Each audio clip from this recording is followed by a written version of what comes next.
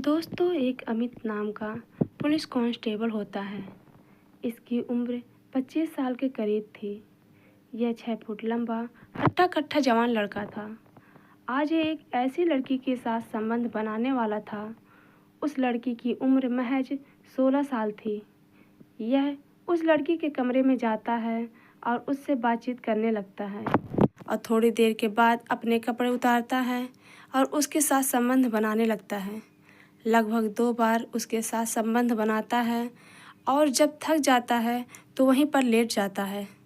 लेकिन वह लड़की बार बार यही कह रही थी कि उसे उसके साथ और सोना है।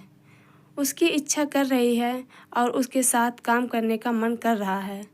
फिर पुलिस कांस्टेबल अमित जो होता है वह उसके कहने के मुताबिक उसके साथ एक बार और संबंध बनाता है और जब थक जाता है तो फिर से लेट जाता है।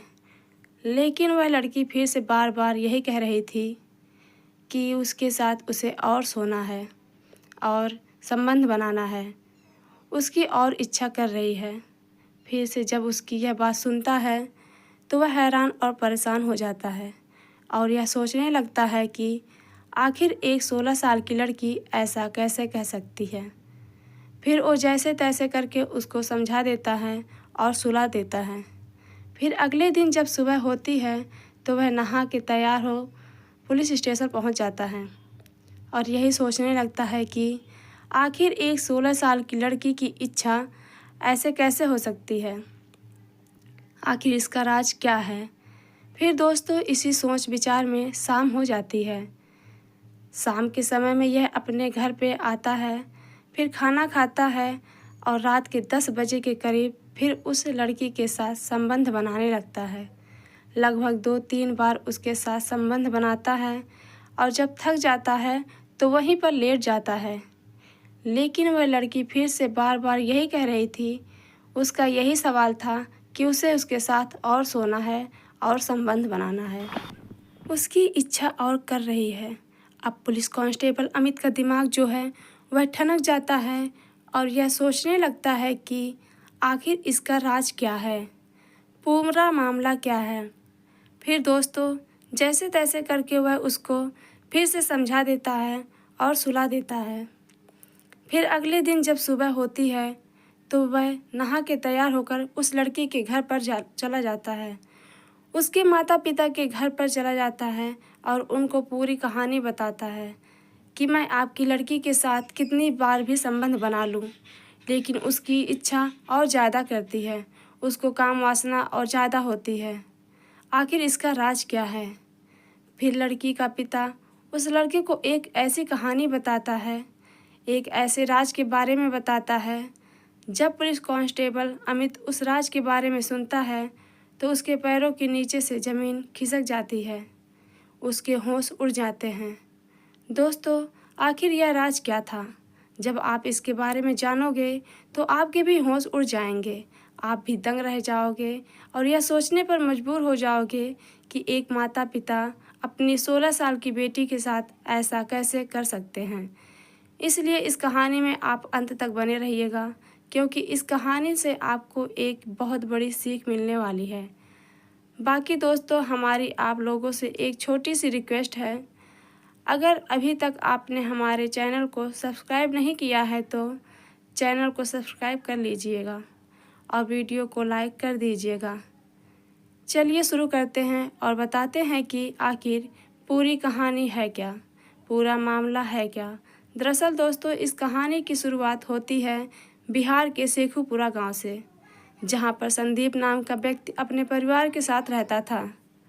संदीप की 5 बेटी थी, इसका कोई बेटा नहीं था।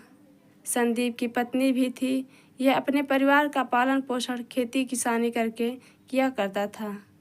किसी तरह की कोई दिक्कत परेशानी नहीं थी। मार्च 2024 होली का त्यौहार का समय होता है। संदीप की बड़ी बेटी का नाम निशा होता है। इसकी उम्र 16 साल के करीब थी। निशा अपनी सहेलियों के साथ बड़े धूमधाम से होली का त्यौहार मना रही थी। शाम के 4 बजे के करीब वो अपने घर पे आती है और नहाने के लिए बाथरूम में चली जाती है। जैसे ही वो बाथरूम में जाती है उसके घर पे 3 बदमाश घुस जाते हैं। और निशा के माता पिता को बांध देते हैं रस्सी से। फिर निशा के बाथरूम में चले जाते हैं और उससे छेड़छाड़ करने लगते हैं। उसकी वीडियो भी बनाते हैं और उसके फ़ोटो भी खींच लेते हैं। उसके बाद संदीप की जो 2 छोटी लड़की होती हैं वह तुरंत घर से बाहर निकलती हैं और पड़ोसियों को पूरी कहानी बताती हैं और अपने घर लेकर आ जाती हैं और पड़ोसियों की मदद से इनको पकड़ लिया जाता है। पुलिस की उसी टीम में अमित नाम का एक लड़का होता है। इसकी उम्र 25 साल के करीब थी। इसकी हाइट भी 6 फुट थी। यह हट्टा कट्टा जवान लड़का था। जब निशा को देखता है तो देखते ही दंग रह जाता है। इसके होश उड़ जाते हैं क्योंकि निशा देखने में बेहद खूबसूरत की बला थी। वह परी के जैसे लग रही थी। अगर कोई भी इंसान उसे देखे तो एक ही नज़र में पसंद कर ले। फिर अमित उसके ऊपर मोहित हो जाता है। इससे शादी करना चाहता था। इससे प्यार करने लगता है। फिर वह तीनों बदमाशों को लेकर पुलिस स्टेशन पहुंच जाता है और इनसे पूछताछ करने लगता है कि आखिर वह उस घर में क्या करने के लिए गए थे, उनका मकसद क्या था। फिर यह तीनों बदमाश अपना जुर्म कबूल कर लेते हैं। अमित जो होता है इन तीनों बदमाशों के फ़ोन से वह वीडियो भी डिलीट करता है और फ़ोटो भी डिलीट कर देता है और इनके ऊपर मुकदमा दर्ज करके इनको जेल भेज देता है। दोस्तों, अमित पुलिस स्टेशन में निशा के बारे में ही सोच रहा था। हर वक्त उसी का ख्याल उसको आ रहा था। इस तरीके से 15 दिन का समय गुजर जाता है। जब अमित अपने आप को रोक नहीं पाता है, बर्दाश्त नहीं कर पाता है, तो तुरंत निशा के घर पर चला जाता है और उसके माता पिता से कहता है कि वह निशा से प्रेम करता है, मोहब्बत करता है और उससे अपनी दुल्हन बनाना चाहता है। जब निशा के माता पिता उसकी यह बात सुनते हैं तो कहते हैं कि तुम हमें 1 दिन का समय दे दीजिए। 1 दिन के बाद हम सोच के आपको जवाब दे देंगे। फिर अगले दिन अमित जो है निशा के घर पर चला जाता है और उसके माता पिता से पूछता है कि तुमने सोचा है क्या। फिर उसके माता पिता तैयार हो जाते हैं इस शादी के लिए और कह कि हम निशा की शादी तुमसे करने के लिए तैयार हैं। फिर अमित भी अपने परिवार वालों को मना लेता है। फिर इन दोनों का रिश्ता पक्का हो जाता है। आखिरकार वह दिन आ ही जाता है जब अमित दूल्हा बनता है और बारात लेकर निशा के घर पर चला जाता है और निशा को अपनी दुल्हन बन के अपने घर पर लेके आ जाता है। फिर निशा को कुछ महिलाओं के साथ आंगन में बैठा दिया जाता है और उसका कमरा सजाने की तैयारी की जाती है। लगभग 2 घंटे की मेहनत और मशक्क़त के बाद उसका कमरा सज के बिल्कुल तैयार हो जाता है और निशा को फिर उस कमरे में बैठा दिया जाता है। लगभग रात के 9 बजे के करीब जो अमित होता है वह अपनी पत्नी निशा के कमरे में चला जाता है। इन दोनों की दुआ सलाम होती है और उसके बाद वो पास जाकर बैठ जाता है।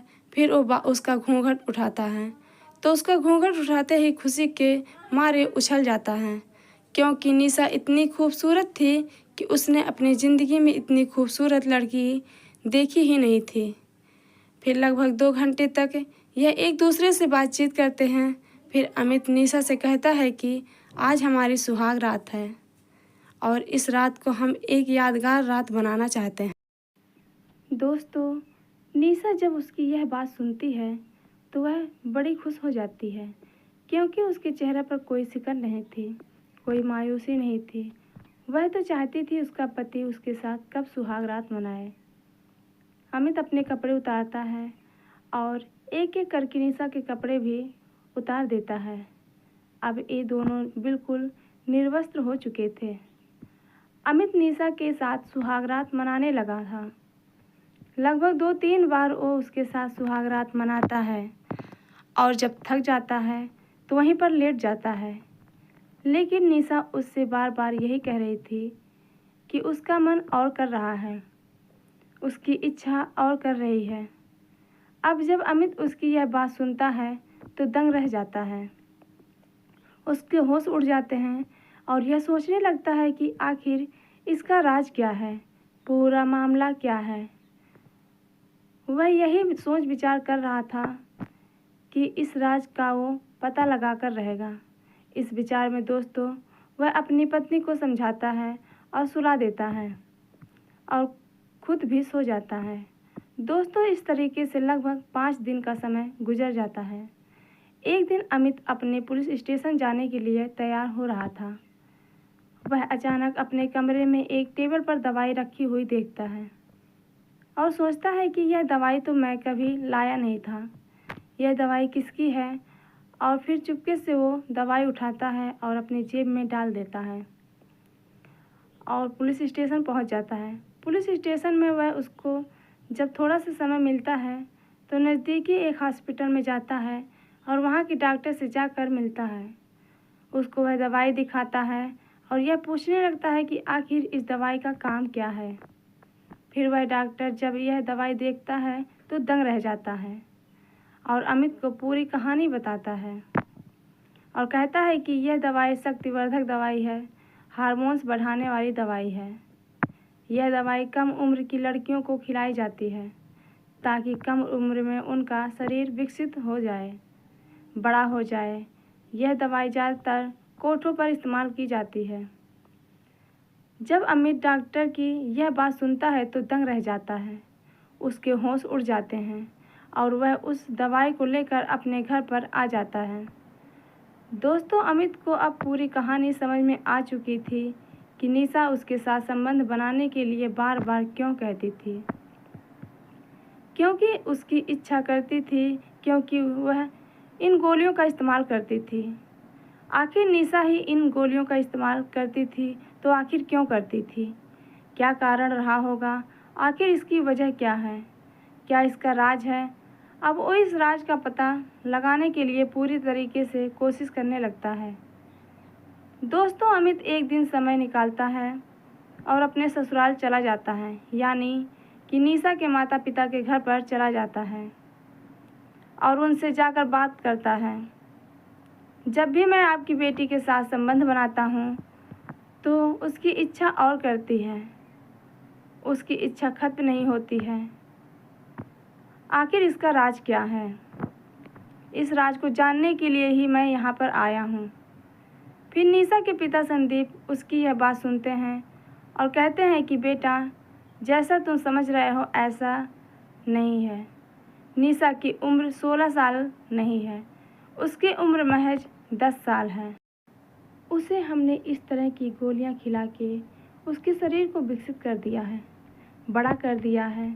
फिर अमित उससे कहता है कि आखिर तुम इस तरह की दवाई उसको क्यों खिला रहे हैं, क्या वजह है। फिर संदीप अमित को बताता है कि मेरी जो पत्नी है वह वेश्यावृत्ति का धंधा करती है और इस धंधे से जो पैसा आता है उससे हम बहुत खुश हैं।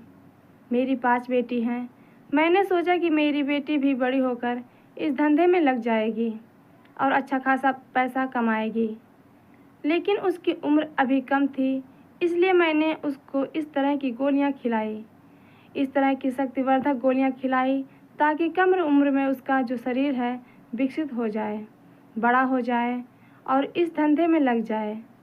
अमित जब अपने ससुर की यह बात सुनता है तो दंग रह जाता है, उसके होश उड़ जाते हैं और अपनी सास से कहता है कि आज के बाद तुम्हें यह धंधा करने की कोई ज़रूरत नहीं है और किसी भी लड़की को यह दवाई खिलाने की कोई ज़रूरत नहीं है। जो भी पैसा होगा, जो भी खर्च होगा, मैं करने के लिए तैयार हूँ। जब संदीप अपने दामाद की यह बात सुनता है तो खुश हो जाता है और उससे कहता है कि बेटा आज तुमने हमारी आंखें खोल दी, आज के बाद यह धंधा हम बिल्कुल नहीं करेंगे और जो दवाई मेरे पास है इसे हम फेंक देंगे। मैं किसी भी लड़की को यह दवाई नहीं खिलाऊंगा। उसके बाद अमित वहाँ से चला जाता है और अपनी पत्नी निशा को लेकर एक हॉस्पिटल में लेकर जाता है और वहाँ की जो लेडी डॉक्टर होती हैं उनकी पूरी कहानी बताता है और कहता है कि इनका इलाज तुम्हें करना ही पड़ेगा। फिर वह लेडी डॉक्टर निशा का इलाज करने लगती हैं और लगभग 6 महीने के अंदर अंदर निशा बिल्कुल ठीक हो जाती है। अब निशा अपने पति अमित के साथ बड़े अच्छे से रह रही थी, हंसी खुशी से रह रही थी। इनको किसी तरह की कोई दिक्कत परेशानी नहीं थी। जो भी खर्चा होता था अमित अपने ससुर के यहाँ पे भेज दिया करता था। दोस्तों, इस कहानी को सुनाने का हमारा मकसद आप लोगों को परेशान करना या आपका दिल दुखाना नहीं था। सिर्फ आप लोगों को सचेत और जागरूक करना था कि इंसान पैसे के लालच में सब कुछ भूल जाता है, अपनों को भूल जाता है, अपने परिवार को भूल जाता है और गलत काम में लग जाता है। दोस्तों, अमित नाम का पुलिस कांस्टेबल इनके जीवन में ऐसा फरिश्ता बन के आया कि उसने इनको सही राह दिखाई, सही रास्ता दिखाया।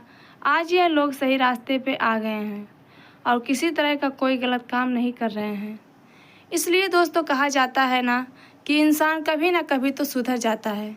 तो कहीं ना कहीं अगर आप लोग कुछ गलत कर रहे हो तो अपने आप को सुधारने की कोशिश कीजिए।